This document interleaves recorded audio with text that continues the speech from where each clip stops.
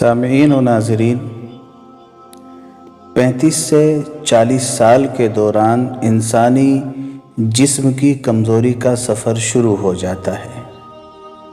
لہٰذا زندگی کے اس موڑ پر اپنا زیادہ خیال رکھنے اور چند باتوں پر عمل کی ضرورت ہے۔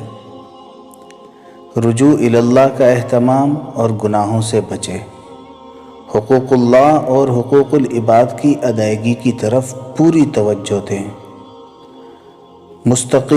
مسلسل روز ورزش کریں اور اس کی عادت ڈالیں اور اپنے جسم کو کسی نہ کسی طریقے سے حرکت میں رکھیں۔ پیدل چلیں، سائیکل کا استعمال کریں، تیراکی کریں یا کوئی مؤثر ورزش۔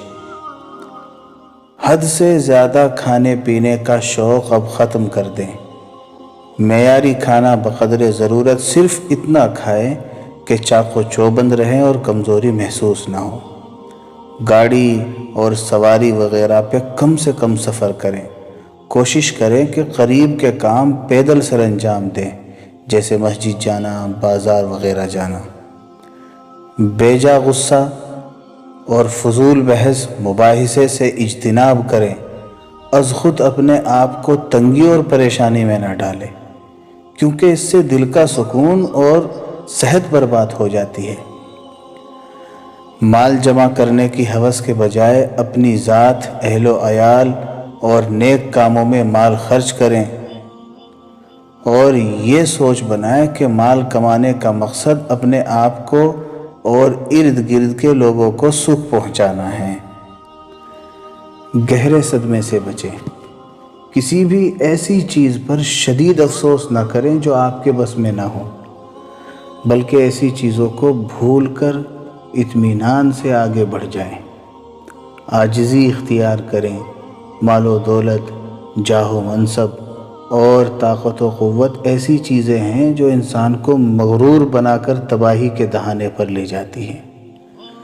بالوں کی سفیدی سے ہرگز نہ ڈریں۔ یہ آپ کی عمر ختم ہونے کا سبب نہیں، بلکہ اس بات کی نشانی ہے کہ اب آپ کی زندگی کے بہترین دن شروع ہو چکے ہیں۔ اس لیے اللہ تعالیٰ سے اچھا گمان رکھتے ہوئے روزمرہ کے مشاغل اور حلال کمانے کا سفر جاری رکھیں۔